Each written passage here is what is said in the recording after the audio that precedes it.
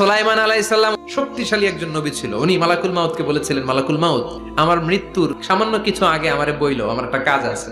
মালাকুল মাউত মৃত্যুর কিছু সময় আগে এসে বলল, সুলাইমান, টাইম ইজ আপ, সময় শেষ, অল্প কিছু সময় বাকি, কি করবেন করেন। সাইয়েদনা সুলাইমান জিনদেরকে ডাকলো, ও জিনেরা, বিশাল একটা প্রজেক্ট আছে, প্রজেক্টে কাজ শুরু করো। আর কিছু জিনকে বলল, চারদিকে গ্লাস ফিটিং করা একটা রুম বানাও।